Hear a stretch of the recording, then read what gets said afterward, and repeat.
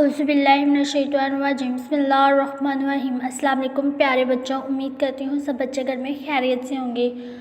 آج میں آپ کو کلاس پنجم کی کتاب اردو پڑھاؤں گی۔ آئیے چلتے ہیں پہلے کل کے سبق کی طرف۔ کل ہم نے پڑھا تھا سبق نمبر 3 ہاجرہ سود کی کہانی۔ ہاجرہ سود کی کہانی کی مشق ہاف رہ گئی تھی۔ سوال نمبر 4، سوال نمبر 5، سوال نمبر 6۔ کل ہم نے ہاجرہ سود کی کہانی مکمل کر لی تھی۔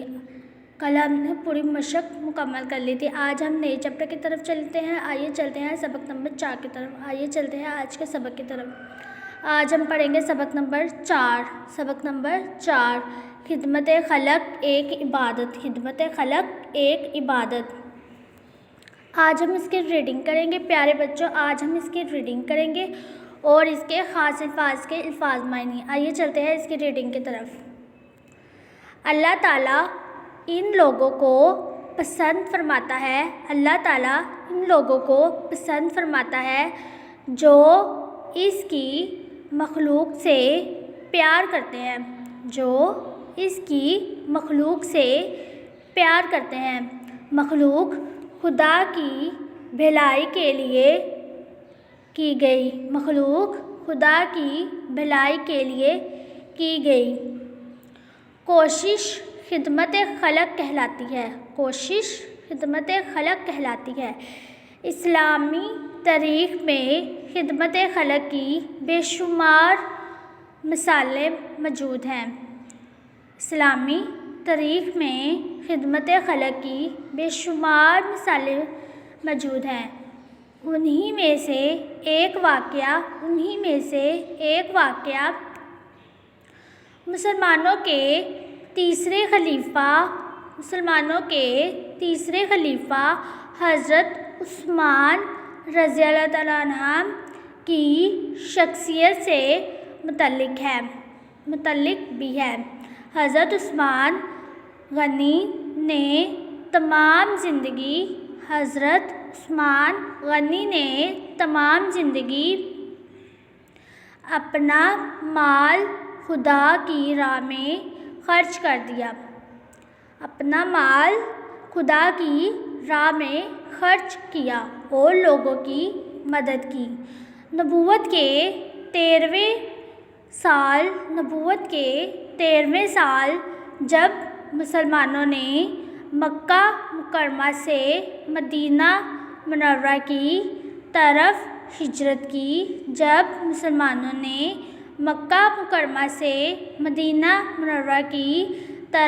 ہجرت کی تو وہاں پانی کی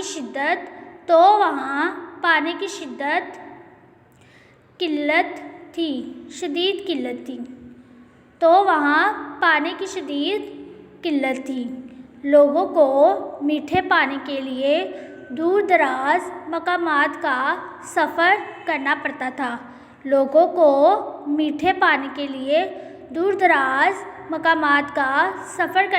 تھا۔ مدینہ منورہ میں میٹھے پانی کا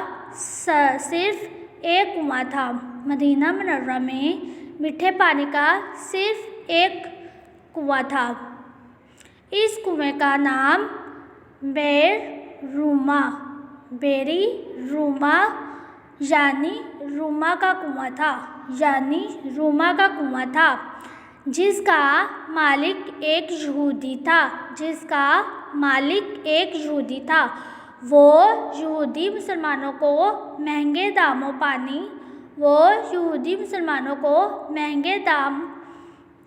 داموں پانی فروخت کرتا تھا۔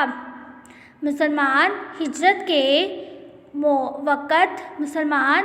کے وقت اپنا گھر بار اور مال اسباب مکہ مکرمہ میں چھوڑ آئے تھے، اس لیے ان کے پاس پانی خریدنے کے لیے پیسے نہیں تھے۔ مسلمانوں نے اپنی پریشانی کا اظہار اللہ کے نبی حضرت محمد صلی اللہ علیہ وسلم سے کیا۔ آپ صلی اللہ علیہ وسلم نے صحابہ رضی اللہ عنہ سے فرمایا کہ کیا تم میں سے کوئی ایسا شخص ہے جو میری روما کو خرید کر رافع عامہ کے لیے واقف کر دے اور کل قیامت کے روز حق تعالیٰ کے ہاں سے اس کا بہترین معاوضہ اور بدلہ حاصل کرے۔ یہ سنتے ہی حضرت عثمان غنی اس یہودی کے پاس تشریف لے گئے اور اس سے کنویں کو خریدنے کے لیے بات کی۔ آئیے چلتے ہیں صفحہ نمبر 12 کی طرف اگلی ریڈنگ کرنے کے لیے۔ صفحہ نمبر 12۔ یہودی اس کو بیچنا نہیں چاہتا تھا۔ آخرکار بڑی کوشش کے بعد یہودی کنویں کا آدھا حق فروخت کرنے پر رضامند ہو گیا، جو آپ رضی اللہ عنہ نے 12,000 درہم میں اس شرط پر خرید لیا کہ کنویں کے پانی پر ایک روز حضرت عثمان غنی رضی اللہ عنہ کا حق ہوگا اور دوسرے روز کنواں یہودی کے لیے مخصوص رہے گا۔ جس روز حضرت عثمان غنی رضی اللہ عنہ کی باری ہوتی، مدینہ کے چاروں جانب سے لوگ امڑ آتے اور ہر شخص اتنا پانی نکال لیتا جو ان کی 2 دن کی ضروریات کے لیے کافی ہوتا، اور اگلے روز جب کنویں کے پانی پر یہودی کا حق ہوتا تو کوئی بھی شخص اس سے پانی خریدنے کے لیے نہ آتا۔ یہودی نے جب یہ دیکھا کہ لوگوں نے حضرت عثمان غنی رضی اللہ عنہ کی باری کے روز 2 دن کا پانی لے جا کر استعمال کرنا اپنا معمول بنا لیا ہے، تو اس کو اس سودے میں خسارہ نظر آیا۔ اس کو یہ بات گوار نہ تھی کہ وہ مالی نقصان اٹھائے، اس لیے اس نے سوچا کہ اب کنویں کی آدھی ملکیت بھی اپنے پاس رکھنی نقصان کا باعث ہے۔ یہودی نے باقی نصف کنواں مزید 8,000 درہم لے کر حضرت عثمان غنی رضی اللہ عنہ کے ہاتھ فروخت کر دیا۔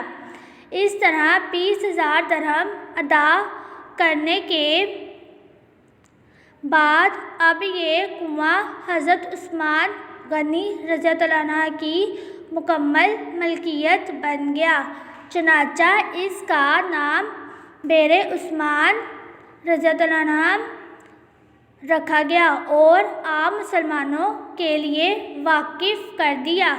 یوں حضرت عثمان غنی رضی اللہ عنہ نے ذاتی نفع کے بدلے لوگوں کی بھلائی اور دنیاوی فائدے کے بدلے آخرت کو پسند فرمایا۔ وہ کنواں آج بھی مدینہ منورہ میں صدقہ جاریہ کے طور پر موجود ہے اور اس کا ثواب انشاءاللہ قیامت تک آپ رضی اللہ عنہ کو ملتا رہے گا۔ آئیے چلتے ہیں اس کے خاص الفاظ کی طرف۔ خاص الفاظ ہیں: سبق نمبر 4 خدمت خلق ایک عبادت۔ خاص الفاظ معنی: مال و اسباب سامان، قلت کمی۔ مال و اسباب الفاظ معنی ہے اس کا سامان، الفاظ ہے قلت، اس کا معنی ہے کمی، الفاظ ہے واقف اس کا معنی ہے اللہ کے نام کی ہوئی چیز. الفاظ معمولی عمل کیا ہوا. الفاظ رافع عامہ عوام کی بھلائی. الفاظ معاوضہ بدلہ. الفاظ صدقہ جاریہ ایسا صدقہ جس سے لوگوں کو ہمیشہ فائدہ ہو. ایسا صدقہ جس سے لوگوں کو ہمیشہ فائدہ ہو. مخصوص خاص. پیارے بچوں اس پورے مشق کی آپ نے ریڈنگ کرنی ہے اور خاص الفاظ معنی اپنی نوٹ بک یا شیٹس پر گھر کا کام کرنا ہے. امید کرتی ہوں سب بچوں کو اچھے سے سمجھ آ گئی ہوگی. کل پھر ملاقات ہوگی ایک نئے سبق کے ساتھ. اللہ آپ کو اور مجھے اپنے زمان میں رکھے. آمین. شکریہ. اللہ حافظ.